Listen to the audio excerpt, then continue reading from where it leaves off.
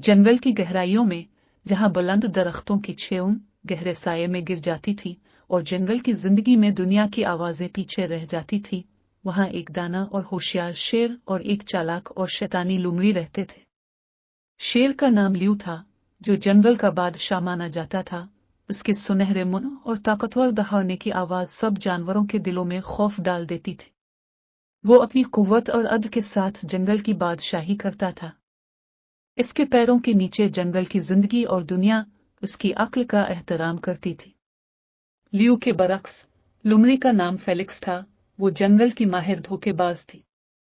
इसकी खूबसूरती के बीच में आसमानी रंग के बालों की वजह से वो जमीन के रंगों में आसानी से मिल जाती थी, और उसकी ज़ीरेन फहमी इसे किसी भी को पीछे छोड़ने वाले के लिए एक मजबूत मखसूसियत बनाती थी।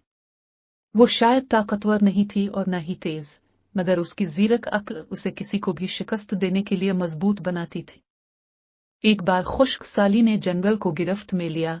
नदियां सूख गईं और पहले सरसब्ज दरख्तों की शाखें सूख गईं, जिसकी वजह से जानवर प्यासे और भूखे हो गए। परेशानी जंगल में फैल गई और जानवर अपनी प्यास और भूख की वजह से कमजोर हो गए। लियू ने जंगल की काउंसिल बुलाई, जिसमें जंगल की दुनिया के सबसे अक्लमंद हाथी एला, तेज दौड़ने वाला चीता चार्ली और नर्म गिराफ कमल गिजील शामिल थी। वो पुरानी बनियान के दरख्त के नीचे इकट्ठे हो गए ताकि वो इस मुश्किल वक्त का हल तलाश कर सकें। हमें इस खेत में पानी लाने के लिए कोई हल तलाश करना होगा, लियू ने ऐलान किया। हमारे साथी जानवर प्यास और भूख से तरस रहे हैं और हमारी जिम्मेदारी है कि हम उनकी मदद करें। एला, जो जंगल की बड़ी थी और जंगल की हालत को जानती थी, तजवीज देती है, जंगल की गहराइयों में एक छुपी हुई झील है जो शायद अब भी पानी से भरी हो, मगर इस तक पहुंचने के लिए खतरनाक सफर की जरूरत है और हमें एक मंसूबा बनाने की जरूरत है ताकि हम सब की हिफाजत कर सकें। फेलिक्स, जो हमेशा मौके पर कब्जा करने को तैयार रहती थी, जुबान देती है, मेरे पास एक मंसूबा है। हम लियू की ताकत और मेरी धोखेबाजी को एक साथ मिलाएं। लियू दंगा को रोकने में हमारी मदद करेगा और मैं इस रास्ते की राह दिखाऊंगा। लियू, जो फेलिक्स की चालाकियों की वजह से मुतमिन नहीं था, लेकिन इसके एक मंसूबे को मंजूर कर लेता है। बेहतरीन है, फेलिक्स। चलो, हम इस पर अमल करते हैं। और इस तरह लियू और फेलिक्स जंगल में पानी के लिए मुश्किल सफर पर रवाना हो गए।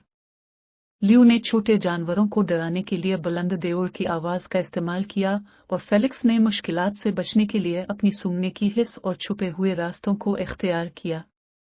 वो खतरनाक सूरत हाल का सामना करते थे, जैसे कि झुलसा देने वाली गर्मी और छुपे दुश्मनों का, मगर लियू की ताकत और फेलिक्स की तेज जहानत हमेशा उन्हें खतरे से निकाल देती थी।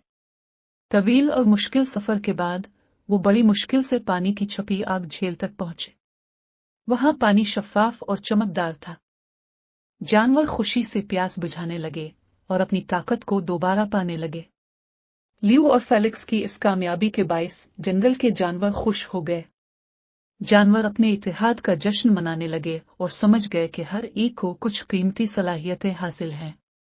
इस दिन के बाद लियू और फेलिक्स एक गैर मुतवक्के दोस्ती के हामिल हो गए और उनका ताउन जंगल की बका और कामयाबी को यकीनी बनाने लगा। फेलिक्स ने सीखा कि इसकी धोखेबाजी को आम लोगों की मदद करने के लिए इस्तेमाल किया जा सकता है और अब वो कभी भी किसी को धोखा नहीं दे सकती थी। लियू के साथ मिलकर वो जंगल की हिफाजत और देखभाल को यकीनी बनाते हैं और उन्होंने सीखा कि कभी-कभी सबसे गैर मुतवक्के दोस्तियां भी बड़ी कामयाबियां लेकर आती हैं।